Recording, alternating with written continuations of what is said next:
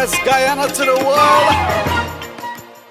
Globespan is a Guyanese dialogue moving towards the realization of one nation in one Guyana. It's a platform that offers an all-inclusive discussion with the pros, the cons, the ones that is taken aside, and the ones that stand in the middle. Globespan believes agreeing and disagreeing are part of the nation's building. She is a beauty, beautiful Guyana, with wonderful people all over this country. Globespan believes every Guyanese voice is part of the nation's building. As we span the globe for voices from the diaspora and those living home, we stand on our commitment that we are all Guyanese working towards one nation in one Guyana.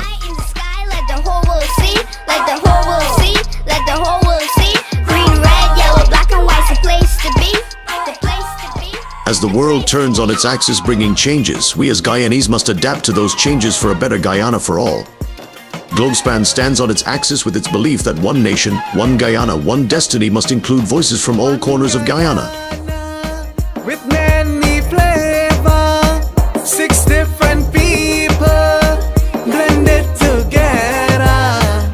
Raise your flag high in unity, we're family with one destiny. Raise your flag high in unity. Good evening, everyone. Welcome to Globespan, another edition of our program. Thank you to Devin for keeping us organized and for Nohar for providing the forum for us to have these conversations.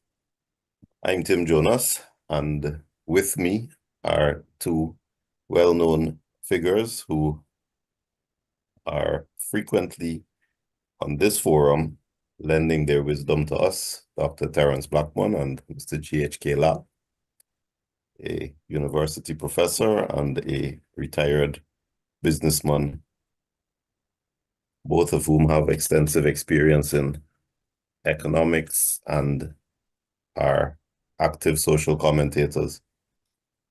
The subject matter tonight is one that has become more and more topical in discussions among politicians and among political parties.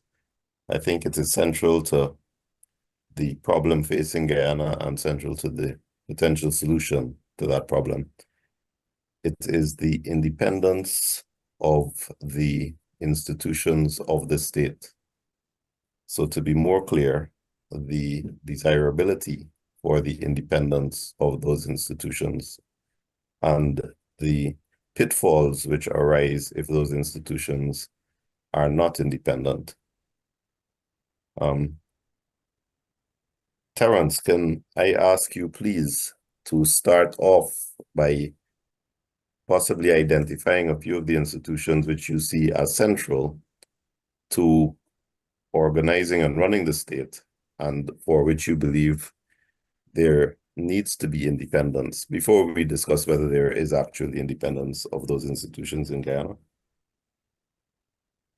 So thank you, Timothy, and good night, GHK. Good night to the audience, and to echo Timothy's thanks to Nohar Singh for providing the platform for the conversation, and thanks to Devin Bassoon for effectively moderating things here. Here is the core message that I think I want to communicate.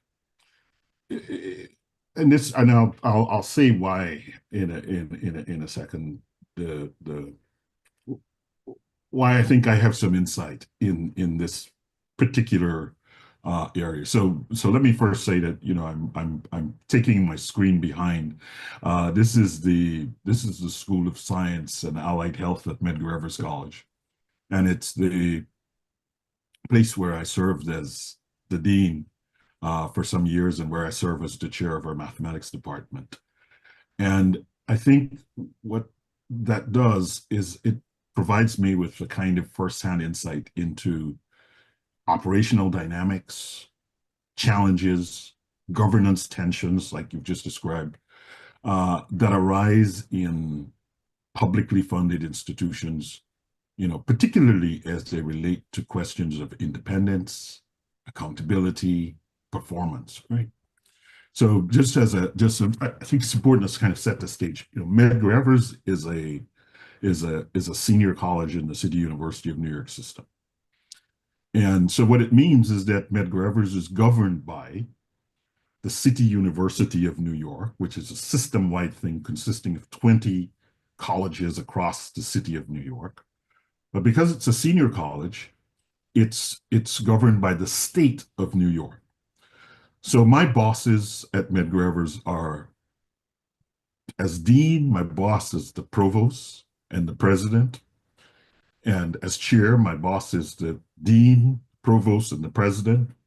And then beyond provost and president, there is the political leadership of the Central Brooklyn community in which this college is located, city council persons, etc., state senators, Congress persons, etc.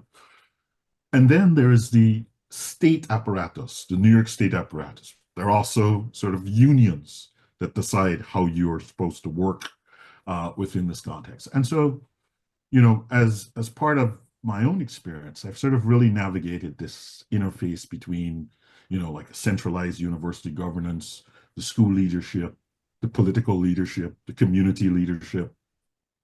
And I think this experience is really important for this conversation about, what are the core concerns of state enterprises? How do you maintain kind of like the institutional integrity? How do you pursue the mission in an innovative way? How do you measure, deliver measurable results, all the while operating within the constraints of political oversight and these bureaucratic controls, right? And I think that's a good starting point. And so that's what I wanted to start off with, so that I think we get a sense of, like, there is a real conversation here about the importance of the independence of institutions within the context of Guyana, and the question about how to achieve that is something that I hope we can explore over the course of this discussion. In education, as you asked for, education, infrastructure, health, you pick a sector.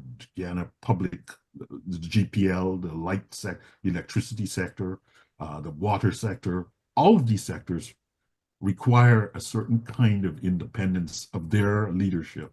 And the question is, how can we talk about that and drive that in the right direction here this evening?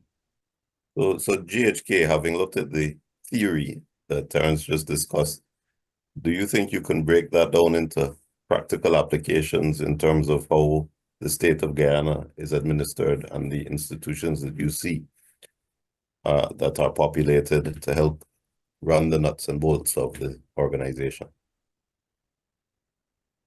Thank you. Good evening, everyone. Mr. Jonas, Dr. Blackman, our audience, diasporian and domestic. Good to be back here. Independence of institutions, and right away what comes to my mind is you have this whole, and the whole is the state or the country, and then you have these arms of it. And in addition to what Dr. Blackman has identified, you've got the Guyana police force. We need a Guyana police force that is independent, that is operationally independent, managerially independent. We have the Environmental Protection Agency, particularly now that oil is such a vital part of our economy. We need that to have independence. We're talking about the media and how state media disseminates or carries out its responsibilities independently or otherwise, and the impact of that in our lives. The audit office, how is our money spent? These are constitutionally mandated offices. And we can go down the line and do they have independence or do they not? And if they do, how much it is, and if they don't, where is that independence? So I look at this in addition to what Dr. Blackman has said, and to keep it simple, you have the laws that say this act and that act, the Mining Act, the Police Act. I may not be saying it in a technically proper language, but we know what I'm speaking about. And it says these are the provisions. And then we have these policies that are set, and from those are derived it's the what has to be done. And the procedures now are done institutionally, and how from there on, policy, procedure, leadership, and the expression, the devolution of those into the society, first to fulfill their duties as mandated, and two, as expected by citizens, by me, by you, by the wider public. Is this independence, which when it's there, it's really, really meaningful in a democracy. We operate, or we think we do, or we should, in a democratic context. Therefore, independence takes on additional importance in that of state institutions, in that they can function in a way that serves two masters, three masters really. What is required by law, what the government of the day, I think I'm going into territory here, the government of the day meshes with their vision, its visions, and the rights of citizens, the expectations of citizens. Access to information is one that is pretty warm right now. And how do citizens perceive that state institutions, part of the government machinery, is or isn't independence, and what does that mean for them, and what does that mean for the quality of our society? One, in terms of expectation, two, in terms of what comes down, and three, what's the reality? What's the gap here? So these are key components in any state, any polity. And we see what is happening in America. I know we're talking very, very specifically about the Guyanese context. And we see, and from near and afar, we kind of retreat, we kind of rock back. And as though there are some things that I like, there are some things that I shrink from. So, and I'm saying in a democratic society, there are these norms. In a state like Guyana, new, trying to keep its feet firmly planted, we need our institutions to function independently, because when it does so, the morale in it, the quality of what it puts out, and the impact on citizens, and our general sentiments in terms of what we are getting, where we are living and how we are living, all of those come together, and we say, this is a good place to be in. We have checks and balances, we have systems in place, and they are working to some extent. The more, the better. And so that's where I see institutions featuring and how crucial their independence are. Yes, it's Okay. I think for the listeners, perhaps I can help by just describing the structure. We're considered a modern constitution, and ideally, what a constitution is supposed to do is reflect the ethics, the ethos of the society, so the morals of the society and the expectations of the society. Now, there are different kinds of societies. There are homogeneous societies where everybody looks the same, speaks the same language, and has the same religion. Germany is a good example. England is a good example. Areas of great, but you then have plural societies, and Guyana is an example of a polarized plural society where you have different groups that are lumped together in a single country. Now, where you have two different groups in a country, and one group is larger than the other, there is always a very real threat that the larger group will be able to dominate and exploit the smaller group. So in a modern constitution and in a modern society, the intention should be for best governance, because at the end of the day, governance is to achieve the public good, not the benefit and wealth of private folk. It is for the public good. The Constitution should be aimed at providing institutions that have safeguards to give safety, give comfort to whichever group might find itself as the smaller group. If you have a situation where the larger group can run amok, can do it at once without any of those safeguards, you will have exploitation. And therefore, it is always important in a constitution to ensure that institutions are devised and designed to, without prejudice, without fear, without favor, to exercise authority fairly and equitably among all citizens, regardless of which group they belong to. So the question always then is whether the institutions which have been created have independence so that they are not controlled by the larger group. Because if they're controlled by the larger group, the smaller group is prone to be exploited. Now, GHK discussed a couple institutions. I'd like to start at the top, which is Parliament. Parliament is an institution which is populated after an election and is supposed to be independent from the government, which is another institution. The government is the executive, the people who run the show. They have the power.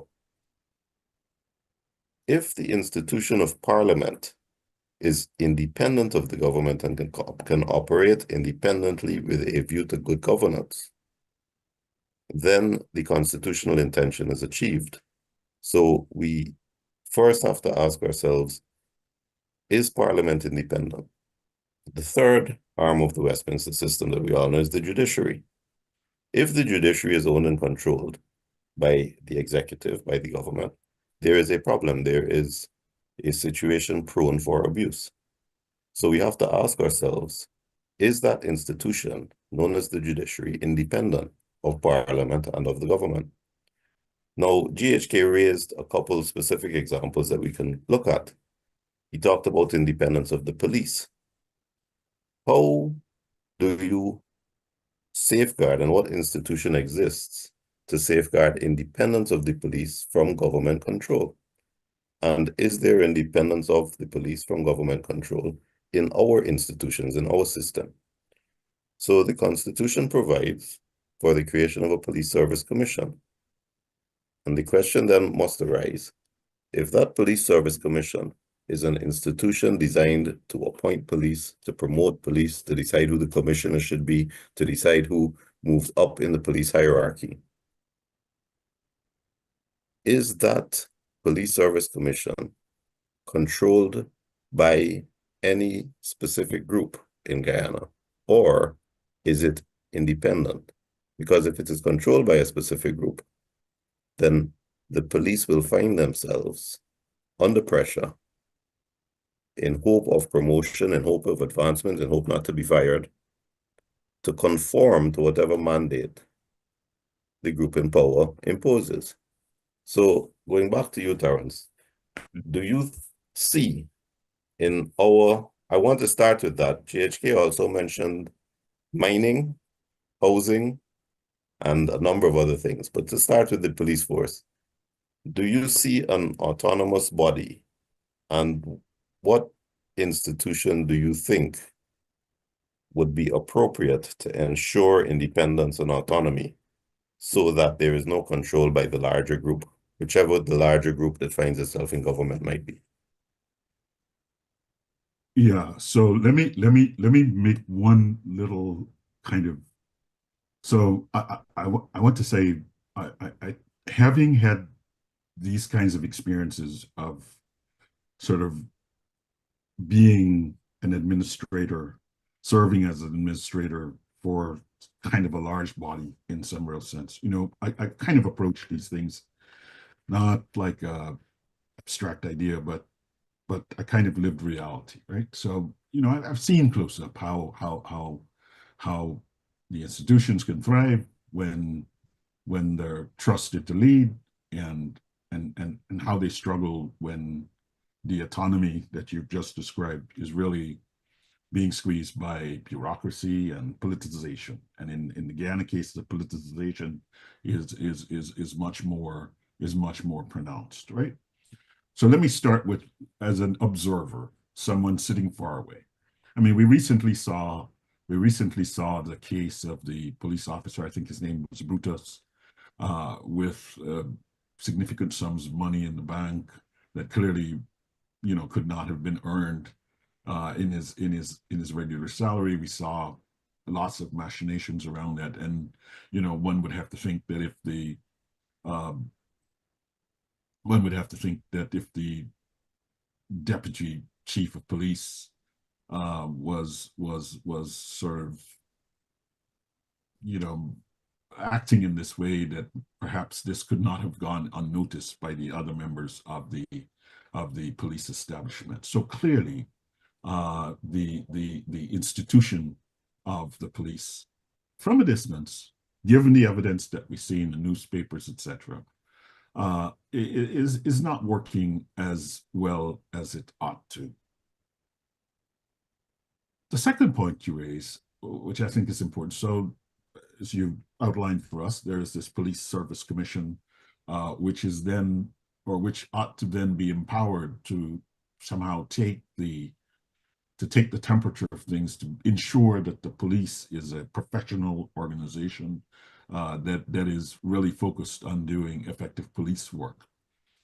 And I want to sort of caution us here in the following sense, right? So there are two words that we're using kind of synonymously that I think we should parse, right? On one side, we want to.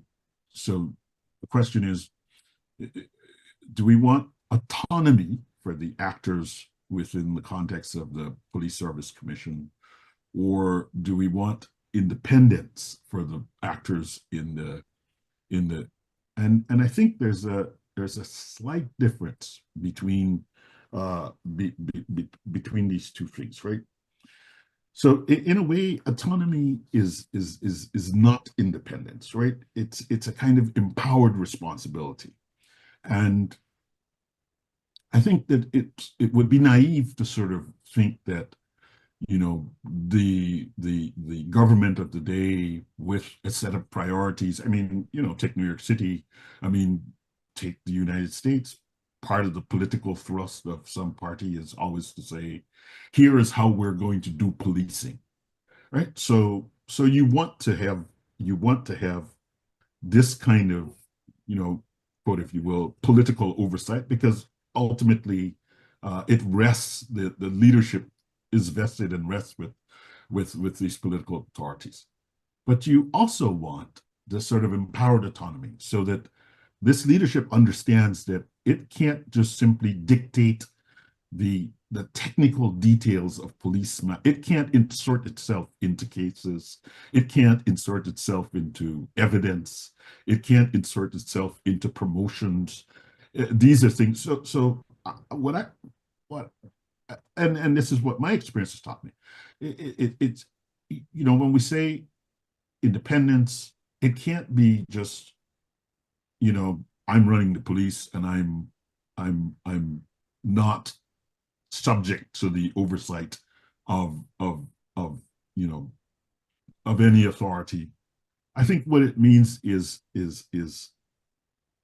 an operation with oversight, but it's an authority to act in a decisive manner within the context of the mission of that institution. Do you see? I don't want us to argue, or at least I would not argue that I want the chair of the police commission to do whatever they want to do. I being, an absolute independence. I think that's a recipe for problems too. What I want the chair of the police service commission is to have the autonomy to affect the processes that the police regulations have in place to address questions of corruption, to address questions of how well the police are functioning, to address questions of, we've discussed before, road safety, to address the technical issues that go to solving crimes and doing the work that is the police work. I don't know if I've made that confusing, but I think it's important for us to kind of, in a way, distinguish between these notions of independence and a notion of autonomy within the context of the institutional structures. They can't be independent, i.e. completely without oversight from the larger political organizations. I mean, that's my lived reality. I think that when you take that broad swath, you, to me, lose sight of what we mean in the context of independence. I had discussed a large group and a small group, and the large group gets into government. And therefore, for me, independence must mean independence from control from that large group that is in government. So the institutions must be independent of government. It's an extension of the Westminster system. The government should not, to my mind, being the large group, control the appointments of the police. So yes, we're not talking about carte blanche, the police do what they want. But what we're saying is that in those institutions, the promotions, the appointments, the rewards, and the punishments must be administered by whatever commission that is independent of the government. It must not be government controlled. GHK, do you, in the context of independence and autonomy from the government, do you believe that the institution of the police force has that independence? And what measures do you think can be implemented to provide that independence? Well, I mean, the question is straight, and I think it deserves a point blank answer. Our audience, especially members who live, Guyanese who live overseas, I want to give them that answer. And I have an advantage, over Dr. Blackman in that we live here. So the straight answer, the one-word answer is it doesn't. And that's two words, isn't it? Maybe three into two. No, it's not independent. It doesn't appear to be independent, and it's not independent in reality. So let's take a couple of stabs at this. You speak about the larger group more than once. And one word I want to zero in on is fairness. Fairness. And fairness is particularly as that pertains to the minority group, or the group that is out of power. Power. That segment of society, however complex it may be or homogeneous it might be. That's a test for me of independence. As taking Dr. Blackman's role as an observer, and again I'm using his words here, we observed the spectacle of the Honorable Minister of Home Affairs saying to the Commission of Police, no, you can't answer. It's not that I will answer that because it's more in my realm, but you just can't bloody well answer that, right? And this is happening in a public forum with all these witnesses around. Personally speaking, I can tell you, so that there strikes me as, well, we're the boss here. We call the shots, and this here is where it starts and stops, as abruptly as that, as blatantly as that. That could happen behind the scenes. Maybe it shouldn't even happen there. Personally, you have these situations, as you introduced me. As a businessman, I'm trying to figure out which business, but as a social contributor. Contributor, I like that one. I have been pretty active and rub people the wrong way. Perhaps that's my test of not being contrarian for the sake of being contrarian, but how I think, So therefore I call the society, what is going on, the governance of it, the leadership of it. So when I say ABC, and the larger group doesn't like it, and so it sets its people on people like me and others. And I think, Mr. Jonas, you've been subject to some of that. And so you say here, I have two choices. I can sit down or I can go after this. And you go after this. And you go after the people you think that are responsible, that you think know the people who are this, because it's their people. And they have the power to protect those people. And you go to the Guyana police force and you say, and you do all that is required. You file and you do this and you do that. And then you're told, man, where you really going with this thing? You should let this thing alone. And I say, why? Why? Don't you have a duty to perform here? And this has been the experience of others who have been very public contributors in this society. So it's saying to me, on a personal basis, and to others, that you run afoul of the larger group, or the group does, then one, the police will either be unleashed on you, or the police will be restrained from doing what is its professional responsibility to every citizen of this country, large or small, for or against. So therefore, and you add those up, and you arrive at something that points you to a place that you don't want. No citizen should want. A place of non-independence. A place of where any police force, any national law enforcement body should not be, in that it is too operationally and managerially within the grasp of the political masters, which is to the detriment of this society. We need a police force. I've always said that. I will never stop that. No, whichever place I live in, will never stop. Thin blue line, thin khaki line, we need them. It's the differentiating line between civilization and chaos, civility and chaos, order and disorder. And when we don't have that, things start to crack at the seams.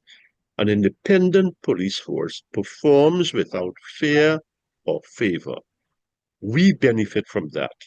And when we is extended to its maximum, the country is better for it.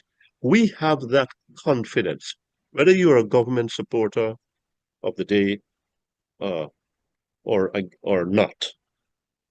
We must be able to say, you, Timothy Jonas, you, Dr. Blackman, and I must be able to say, you know, the police force, the government may be what it is, and the police force may be how it is, but this is where it is. It's in a good place because I feel confident that if I have an issue or my neighbor has an issue, then it will be handled in a professional and a thorough and an independent manner, regardless of my views or my silence or my whatever. And that is something that cannot be said by the greatest majority in this country. So that tells me it's not that we have a little independence that is missing, but we have a lot of it that is missing. And so we struggle to cope with that. And so if an institution as public, constantly in the public vision, as the Guyana Police Force, cannot be there, what can be said about other institutions that should be independent but are not? I like your example that you gave about the minister saying to the commissioner of police, you can't answer that, you stay quiet. Now, if the government controls the Police Service Commission, which is the entity to appoint police, promote police, elect the commissioner, fire the commissioner. Then the question is, if Jonas Blackman and GHK Lal were the commissioners on the Police Service Commission, when the minister says to the commissioner of police, you can't answer that, would the commissioner of police stay quiet? Isn't it true, and isn't it obvious, that if the commissioner of police defers to the minister absolutely, the reason can only be that there is underlying the exchange, the knowledge or the threat that I have the power to fire you, and my party, my government, has the power to exercise disciplinary measures to remove you, to replace you. But if the government did not have that power, so if Blackman, Lal, and Jonas were the Police Service Commission, isn't it very likely, in fact, isn't it much more than likely, that a commissioner who is comforted by the fact that that minister doesn't have a say in how much money he earns when he gets his next duty-free concession for his car, how long he stays, and if his retirement can be extended, that commissioner can then have the comfort to tell the minister where to get off and can answer any question he wishes to answer as an independent professional. So again, doesn't it turn on how do we ensure the independence of the institution, which gives these upwardly mobile professionals in the police service and officers and ranks their job? Mr. Blackman, sorry. Dr. Blackman. I think that I agree, right? So I agree that the goal here has to be to create a system where the institutions serve the public interest, that they serve it consistently, regardless of which political party is in power, with, as you've been articulating, a particular focus on protecting the rights of minority groups and ensuring that the laws are equally applied to all. So I agree on the goal. What all I want you to consider from a distance is to say, to your question, how can the I would frame it this way. Given all that GHK has just described, the question is, how can the independence and the autonomy be strengthened? You see, I think I want us to take, like, this is where this is where I have a little experience that sort of says, here's how this thing actually works. You've just described how it actually works. Now the question is, do we want a fixed solution, or do we want to move closer to the goal? And I think from an experiential standpoint, I always think that what often people miss is that you can't get to that goal without going through some steps. And so I would frame the question around, like, how can the independence of these state institutions in Guyana be strengthened to prevent the political interference that you've described and to more broadly ensure good governance? And so when you frame it that way, then you begin to look at the steps that you need to take in order to get to that goal. And we can spend a bit of time, if you want to think through what some of those steps might look like, what some of the clearest, I don't know at this moment what the rules are for appointing members of the Police Service Commission. Well, I can tell you that every institution we deal with, and we can go down every single constitutional commission, and we can go to every board and every agency, the system is structured to enable the government to appoint the majority on the board. So each institution is a microcosm of parliament. So that once you've only got 32 seats, the end result is fait accompli. And however pretty the language is, however well camouflaged, well disguised it is, the system is very, very carefully designed so that at the end of the day, the government decides on the appointment of the majority of the members in every single institution. So, for example, we spoke about housing. I think that's one of the issues GHK raised. And housing, of course, is administered by a body called the Central Housing and Planning Authority. Now, again, that is created by an act of parliament. And under the Housing Act, created by the act of parliament, that is a body, an institution that is run by the government with 33 seats. That microcosm now, Central Housing, its board is populated by a majority appointed by the government. So that in that board, there is no opposition voice. And any decision is a decision that is made by a body that is placed there by the government and can be removed by the government. So again, if the institutions created constitutionally in the state are there ideally for the public good, and specifically in a polarized society, for the purpose of protecting the minority, whichever group is out of power, as GHK puts it, we have yet another institution which clearly does not fulfill that mandate. Because if it is prone to hiring and firing by the larger group in control, then its policies, its dictates, and its actions will favor the favorites of the larger group. Another entity dealing with land, we're dealing with land, is lands and surveys. And lands and surveys, of course, allocate state land. So leases are granted and grants are given of state land. And again, lands and surveys is populated under its legislation by appointees of the government. GGMC, the Mining Act, which GHK mentioned, those mining claims are issued under the authority of the responsible minister.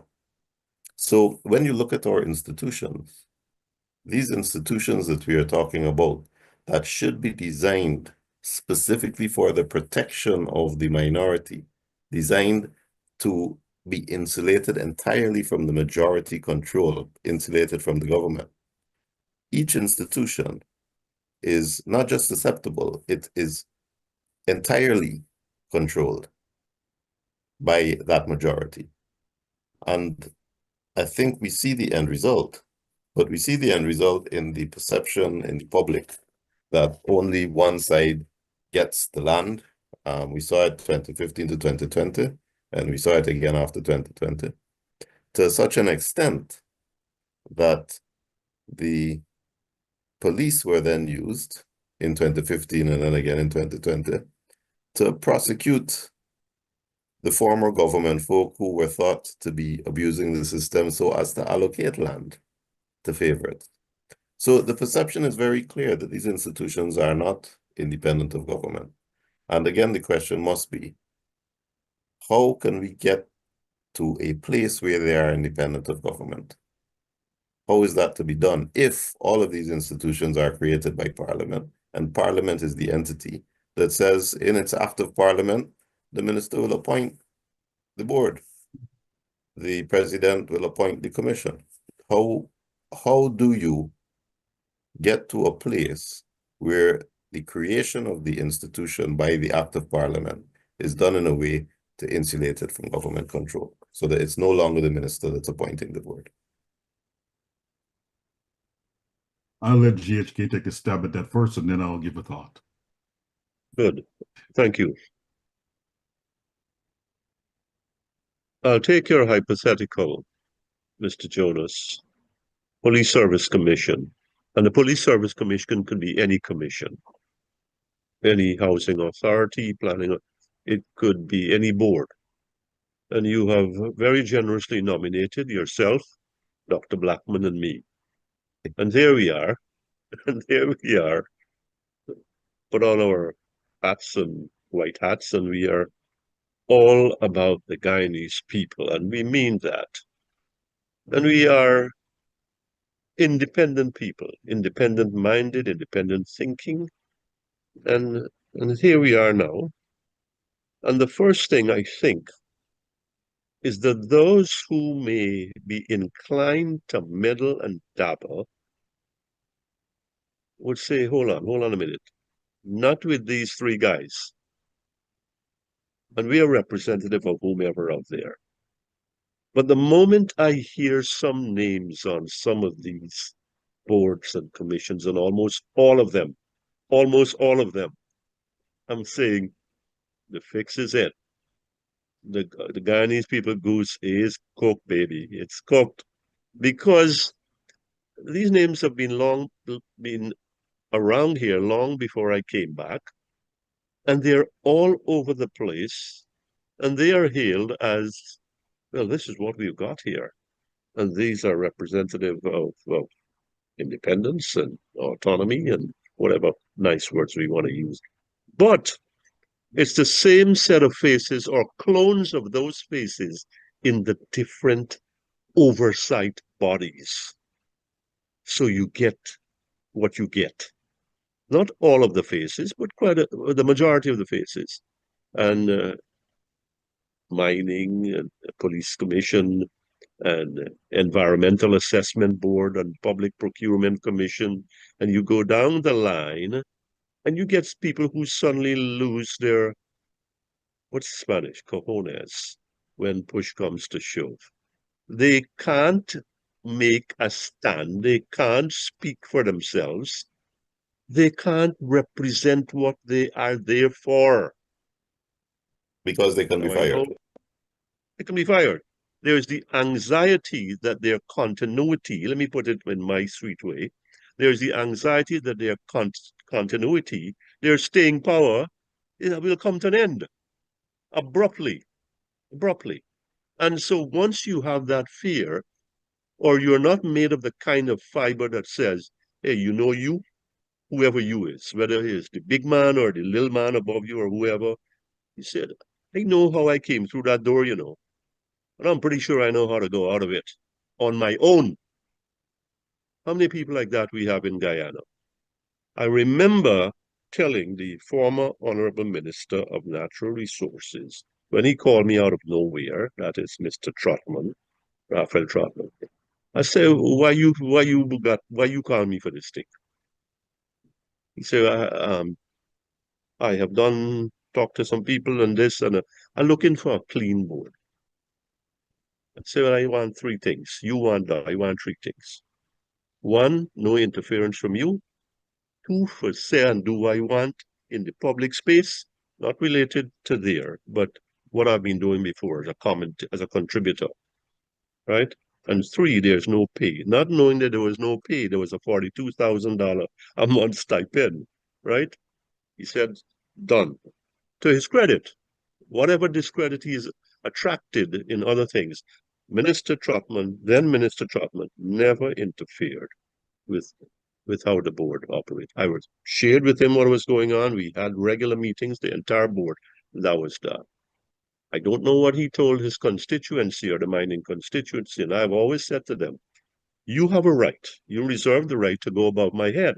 And I use that same example I said to you, to our audience here, Mr. Chair, that I know how I came through that door. I know how I can go out of it. So in other words, this is not a matter of prestige for me. This is to serve the people in the best way that I can. You can second guess me all the way you want afterwards, and that has been done.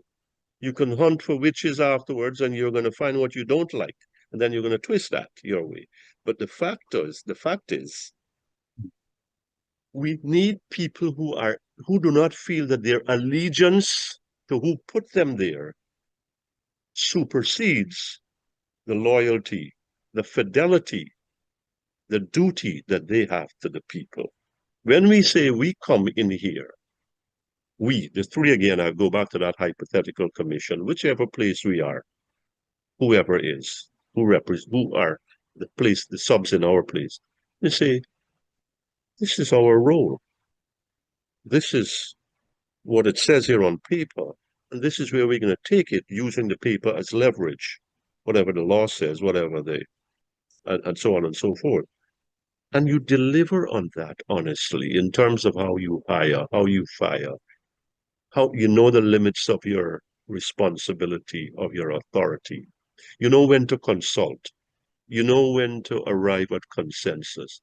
You know when to include. You know how to include, and you are proactive in those things. I am the president, and I come in here, and this is the way it's always been. Oh, the PNC did this, and the PPP did this, that. I come in, and I'm saying, well, look, we're going to change this thing, fellas. We're going to change this song. It's been a hit too long. Here's how we're going to go about this. Now, some people, and you're going to drive that bus through the resistance and say, this is where you're not going to turn the aircraft carrier around, but you're going to make a start and you're going to chip away at that. Because to you, the majority owes that duty to the minority. And I, as the leader, would want to do that. So I'm going to look for people in society who will question me and say, sir, excuse me, I beg to differ, and I will speak freely, but that is a thread from the old school. That's harkening back to the past. That will not work in the present, and it's not to the. We've got to have people to be able to stand up and say this very respectfully, but very firmly, that we got to do this thing this way, whether it's housing or mining or policing or whatever, whether it's awarding contracts, etc. Instead of all what we see, we know there is no independence, Mr. Jonas, Dr. Blackman. When we see our leaders circling around and hedging and shoveling the thing over to somebody else, you know the game is in progress, and you say, look at these people make fools of themselves. We need different faces in boards, and I'm not talking just about the opposition. Say we want a seat on the national, what's it called again, procurement board, the tender board, tender board. I want to know if we can get from being from one set of teeth to a complete set of teeth, right? So the fact is, because the gravy is so thick and rich, I am saying we got 800,000 people. The number changes all the time. And we could get some simple people and sophisticated people, people of the world and people who know business and people who know systems. But most of all, gentlemen, and most of all, our listeners, our viewers, what we need are people of integrity in this country. We're not looking for the perfect man and woman. People of integrity who will say, I draw the line here, that thing wrong, I ain't going there. And by the way, don't make the mistake of asking me to do that again. And that is the kind of culture that has to prevail in our society for us to have institutions that earn our merit, earn our applause. And by the way, when that happens, the government of the day looks good. I think we have to have, we want to talk about law, we want to talk about standards, and we want to talk about upliftment. I think the Attorney General, in all this constitutional reform business, which I don't think is going anywhere, you might be able to weigh in there privately or however. We need to come up with these things that are and embed them in whatever reform we come up with to unravel the deformities and to bring about real reform when we don't have to have these kind of conversations, or when we have the kind of conversation. Well, let us look, folks, at the progress report and see how far we have come. This is where I would like to be. Perfect society? No. Rome built in a day? Absolutely not. But let us be cognizant of what our environment is and start chipping away at the thing, what we can do about it. And I think the key here is, Mr. Jonas, and this will go into your alleyway, somebody has got to be ready to make some concessions. And some of us here, including myself, all of us here, have got to be willing to say, a start has been made. And we think it is a genuine start and is representative of what is to come, and let's give it a try. We need, in a nutshell, different faces, people of a different mentality, of different principles, and we have them, we may not have them in abundance.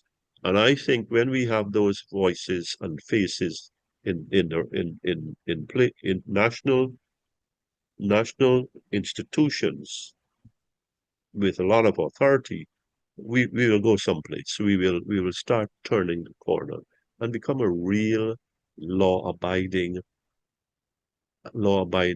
respected society, respected by ourselves first and then others. Yeah, Terrence, you hear the impassioned appeal yeah, there by no, no, G.H.K. Lal. His I, starting point is interesting because he uses the example of Trotman and Trotman keeping his promise not to interfere with G.H.K. Lal. Now that, and then he speaks about old school. Well, I'm not going to get into the old school issue because I am aware that it was well known in Burnham's time, and that's as old school as it gets, that he required many senior public servants to sign their letters of resignation before they accepted their job, so that he had that on file for when he needed it. And if that happened back then, I think old school is a myth. But what we know from human nature going back to the Middle Ages, everybody likes to be at the right hand of God. And we started out this discussion by talking about the larger group in power. And if that larger group is given authority by the parliament which it controls to appoint the board or to appoint any individual, then that group can telephone that individual at any time and say, somebody's going to call you just now for that piece of land up the highway, give it to him. Somebody's going to call you just now for that contract, give it to him. Somebody's going to call you to get this award, give it to him. And if you've been appointed by that person, and you know, therefore, you can be disappointed or unappointed by that person, I don't think this is old school or new school or bravery. This is human nature. You will, if you can, accommodate the request that is made by the person who put you in the position because he can take you out. So I don't agree. I hear the appeal by GHK, but I don't think that it's realistic systemically to say, let us hope that the larger group, when they make appointments, will make appointments in a way that undermines their own authority and their own power over the people that they're appointing, because they're appointing independent people or even hostile people. I don't see that as realistic. Can you conceive a system where the people who hold the appointments, another example GHK started with that I'll go to is media. There is a state-owned media. It's a rag. It is a propaganda machine. It is not self-sufficient financially because it's a rag and a propaganda machine. And therefore it gets subventions and it gets all the government ads to sustain it. Now, how do you ensure independence of the media if the private media have to compete with the state media and the state media is subsidized, but is populated with personnel appointed by the bigger group? How do we get autonomy and independence of our institutions from the larger group? Well, given what you know, you guys put me in a mode. So once I had to resolve one of these kinds of questions, and I went out and I hired a professional, a professional conflict resolution person, someone who'd had many years in the conflict resolution business, and they came in and they worked for a while, and then they wrote me a report, and the report said, we can't solve this problem. And I'm almost at the point where I'm thinking we can't solve this problem. I mean, structurally, you've made it very clear. We can't change the rules for appointing people to the boards. And the current rules of the game give the government of the day the authority to appoint the majority of the members of that board. So by extension, each board is a reflection of the will of the government of the day and is acting in its interests as it sees fit. GHK Lau mentioned the kind of people.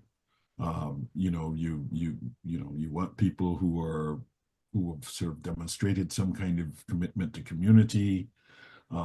You perhaps want people who have some match in some way the geographic diversity. You want people who have some kind of age spread. You want some gender balance.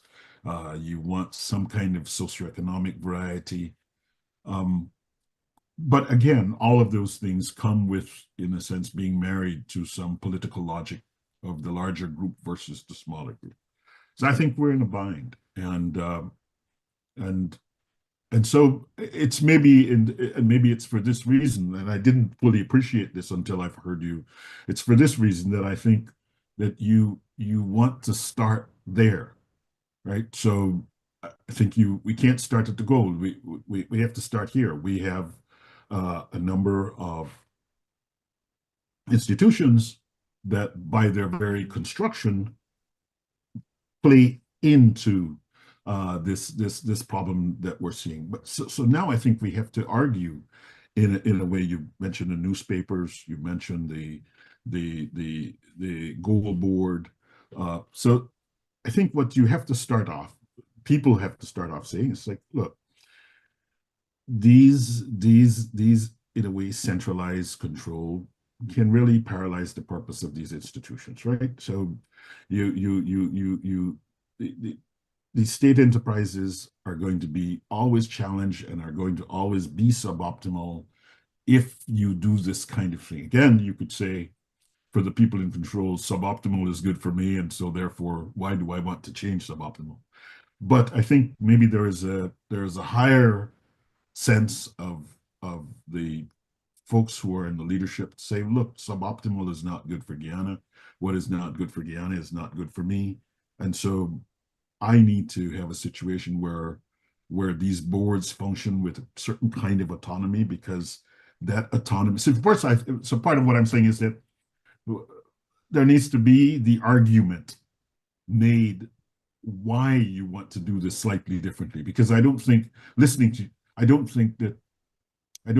there's enough public understanding of why this argument is something. This needs to be something that is contested in the political space. So it would be good to see the opposing political parties or being forced to say, being forced to go public on, what is their position on appointing members of the board.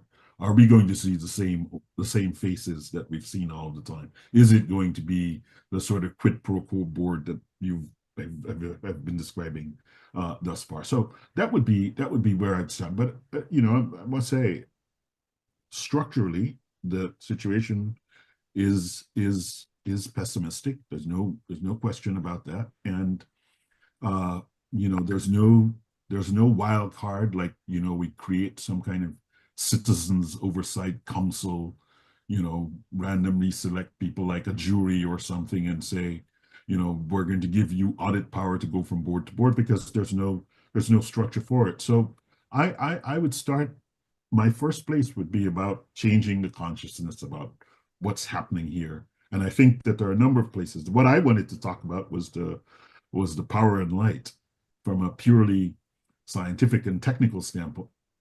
The sense is that this is a problem that's solved all across the world, and it's solved because the people who work in electricity generation are professionals who know how to do that job. And so one would like to see a board, and so that would be a question: are there any criteria for people who sit on boards?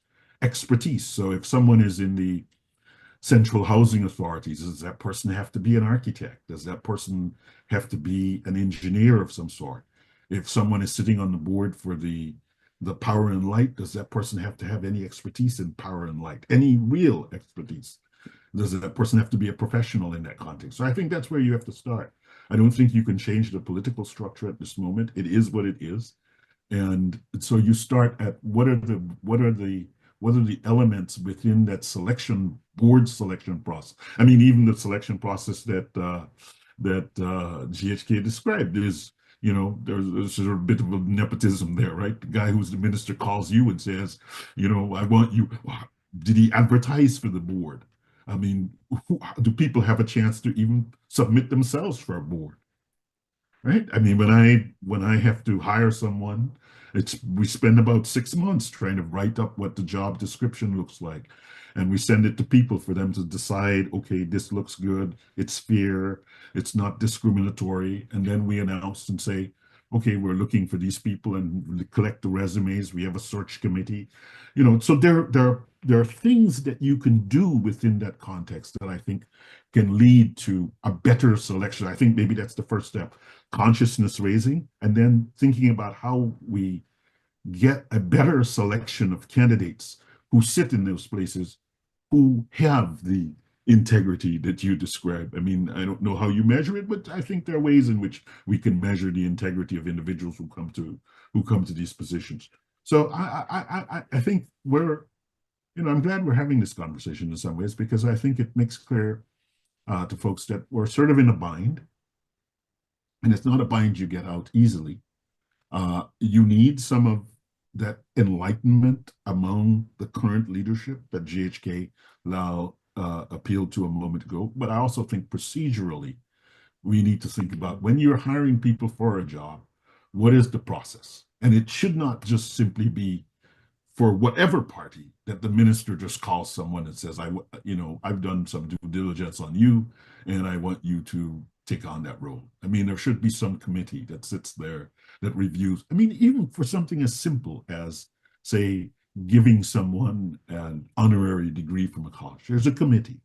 People sit down, they look at the resumes of the people who've been nominated. They look for the alignments between the individuals who are there. So I think at this point, what we need to be doing is, thought leadership on this issue and consciousness raising on this issue, but then also looking at the procedure that we have a space to change, and thinking, how do we change that procedure so that we potentially get some better people sitting in these roles. But I think, given what has been said, it would be very difficult to achieve independence, and hence I go back to to have people just think about autonomy, in a sense of empowering the people to do what is in the interests of the particular institution that they're running, subject to the constraints that they're dealing with.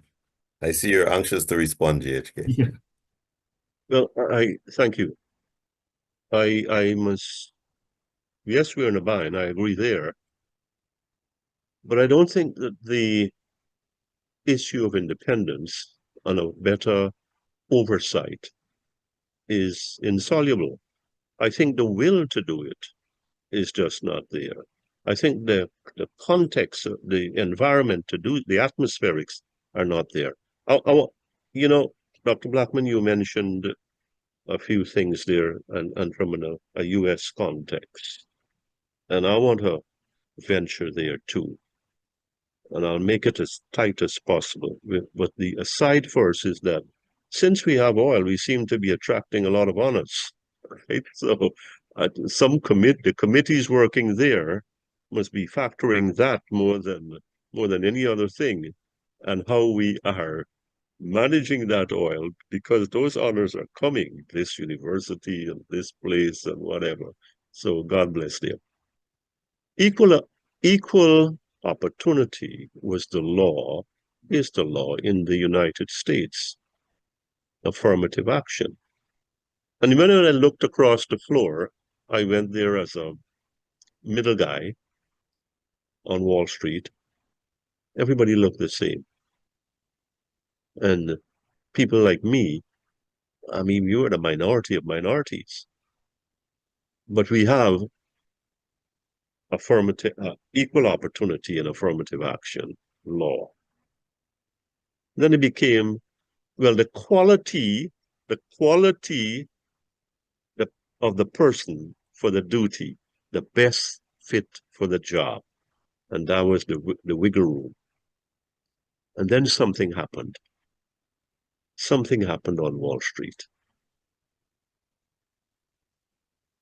Your bonus, which is the biggest part of your pay, your comp package, became tied to your affirmative action practices and results. In other words, you've got a team of 30. You better be able to justify why you don't have a sufficient level of minorities in there. And you know what? The numbers started to change. Because when you're talking about 10%, 15% of your annual bonus, which is mid to high six figures, people get off their asses, or people start to think in a different way. You may counter, Mr. Jonas, and say, well, what's the incentive here? You're taking away something from me as opposed to giving me something. And I'm saying, I go back to August 2020. And if an ordinary man had said, if an ordinary man had said what the president committed to there, three things. And today, 4.5 years later, 4.75 years later, I would say that ordinary man is approaching the territory of a fraudster. We'll say that the president has not delivered. So let's make that clear. Transparency, accountability, and unity. Let's leave out unity. Transparency and accountability. Here it is today, we're talking about autonomy or independence of institutions. And transparency and accountability are bones in our throat because they have not been. I think a leader has to have a modicum, a minimum of self-respect, whoever that leader is, that he or she is able to deliver on a commitment made to an audience of one or an audience of 1,000,000. And so it comes back to what I am saying, and I hear you, Mr. Jonas, about the right hand of God. And I'm saying, at the end of the day, I must be sufficiently concerned, apprehensive about my reputation, that if I say, this is my word given to you as the people of Guyana, then I must honor that. And so when I do that, I set the stage, I set the bar for what is to follow. And I will ensure, and I'll say to the minister, yeah, the law says this, but where is your affirmative action, buddy, in terms of helping me to deliver on those things that I promised? That's where I think the start has to be made. The political will has to be there. The leadership capital must be available or must be made available to be invested in us having the kind of independence we are looking for. Is it going to be 100% independence?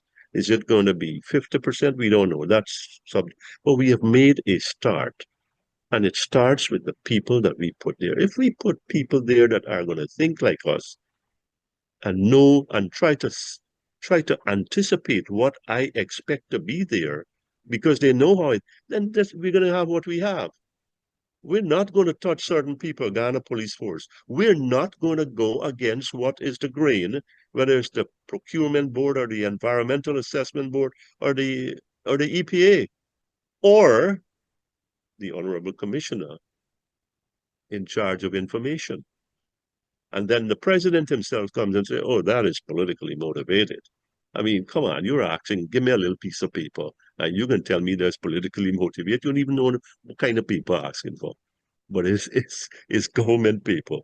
I mean, let us make a start by speaking straight, speaking clean, and making the laws that we have on the books come to life. If we can't do that, then why are we even having this conversation? Well, but we believe that better can happen, but it can only come if we do things differently. I think we have a sufficiency of people here who can, yes, I will give something to get something because I treasure my leadership tenure to that extent that I want to overcome the obstacles to make this happen. And I could say, you know what? I mightn't get credit for it, but it started on his watch. And that's the story. Terrence, it sounds as if GHK has returned to the appealing to the higher nature of humans to say, well, we need good people. He said something that to me conflated the issue because he said we need to appoint good people. But I think that the most fundamental issue here is that we don't appoint anybody. The structure through government-controlled parliament is that government appoints all those people. Now, your response to me was honest, if pessimistic, which is that perhaps there is no solution. Because, and I must say that if I'm the man in charge, if I'm the majority, if I'm the bigger group, and I know that I'm appointing one of my own with the full knowledge that I can call him for a favor and banish him if he doesn't deliver. And on the flip side, by appointing him, I'm keeping him loyal because he's now got a nice cushy job and a duty-free concession. So it cuts two ways. What is to incentivize me to appoint GHK? Well, so trust me, we're not. I guess GHK should rest assured that he's not going to be appointed to anything right now. Given this the way this conversation is unfolded, right? So let's put that aside. I think the way that GHK becomes appointed to something is if there is an understanding. Maybe, I would go slightly different from the way that he's characterized it as a kind of enlightened thing. I want it to be, the self-interest. So for someone who's leading Guyana, it's not, you're not being high-minded or anything at all if you understand that, autonomy, institutional independence, some form of institutional independence is really not optional. It's a strategic move. So that's how I would take GHK's leadership bit. It's not like you've just come to some higher understanding, but you want to continue to stay in the leadership. You're working at a certain level, but you can actually do this thing at a slightly higher level. If you get to the understanding that this autonomy business is not just a business that is an optional business, you are going to be able to put your 3 out of 5 on the board. And so you're going to be able to dictate what happens on the board. You can do the crass thing like you were just saying, like, call your guy to sell somebody some land someplace, or call the police to harass someone in some place, or not accept the charge. But okay, that's one level of functioning. The point is that level of functioning is suboptimal and it's not strategic. And so I think the understanding is that this autonomy is not an optional thing, but it is a strategic imperative for Guyana for the long haul. The point is that these enterprises with some clear mandates, with leadership that has a certain kind of integrity, with leadership that is professional, that has some technical expertise, can build Guyana's capacity. And again, I go back to the question of electricity and water. The fact that we don't have electricity 24 hours a day, 7 days a week, 365 days in a year is borderline shameful in 2025. And that is an example. If I'm a good leader, I look at that and I say, it's clear that I don't have the right people. I don't have the people who are asking the right questions. I don't have the people who have the competence to deliver on what it is that needs to be delivered on here. And it's in my interest, it's in my strategic interest, Having stable, reliable, cheap electricity means that I can grow the economy and do much better. So that autonomy slash independence is something that builds capacity. It's something that ensures that you have talent. It's something that drives inclusive, equitable economic growth. And it requires, it does require, and this I think we can take that, it does require insulation from partisan political interference. There's no way in which you can, if the dean is constantly calling me as the chair of the math department to tell me how I should teach math, it's not going to get. I don't, as the chair of the math department, say to the people who are teaching in the classroom how they ought to teach. I set some broad strategic priorities for what we want to do, but then I make clear to every single person that what you do in that classroom is because you are an expert and you get a chance to do that within these parameters. So I think our government and the people who lead have to really understand that in some substantive way, that, in a way, this autonomy, they're not giving away their oversight. They're not giving away their quote control. But what they're doing is they're this insulation from partisan political interference has a positive effect on the enterprise, the whole enterprise that they're running. And that's how I would argue it. So outside of that, I think we're stuck. I mean, I really do think we're stuck. I mean, if it's a vote, 3 beats 2 out of 5 every single time. And if 3 people who are appointed are appointed in a manner that makes them unable to say no to the people who appointed them, or unable to say this is a bad decision, and they are not being trusted to say that this is a bad decision on the part of the people who appointed them, then we're stuck, unfortunately.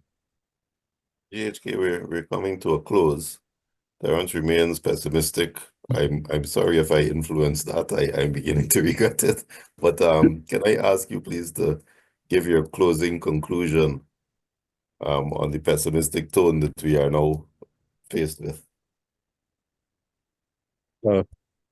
Well, I think we don't have to be so overly pessimistic. This is not appealing to higher nature. I think this is being practical. I think we have men in leadership roles. The president is one. The vice president is as clever as they come.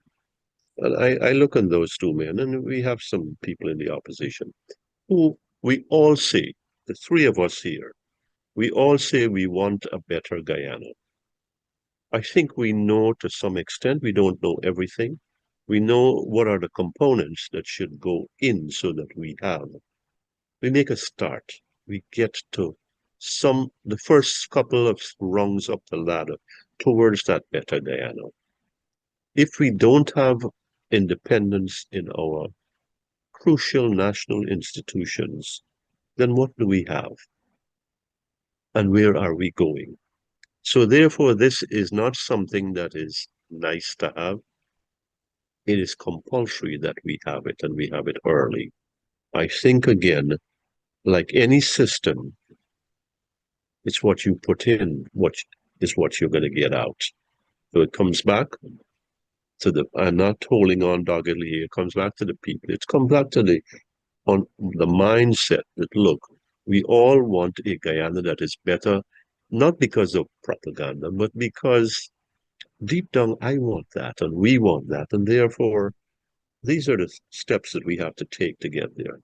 If not, I think what you guys spoke about a few weeks back, where democracy becomes weaponized, and who are the people who are victimized? The citizens. Society suffers. I think we can do this. We must have the will to do it. We must be prepared to invest some capital, and we know what we have to do. Are we going to give up the house? No. But we can have that one dissident voice who may be dissident, a Terence Campbell, for example. And however he got there, and persons speak and say, we're going down the wrong road here. And so we can't be all for one and one for all in all these things, or we get what we get. I think, I think there's some hope. I think, and I hope that better judgment will prevail, and we'll take those first steps. Higher reaching The again. judgment again. Terence, I'm going to let you have the final word, but I want to ask you to have that final word in the context that, as you know, I've been preaching for a long time, that if all of these institutions are made puppets of the government because of government control of parliament, do you conceive a feasible way to allow parliament to be controlled by the forces that are against the government, so that parliament is independent of the government? And what do you think can be done to achieve that? And what can be done if that is achieved?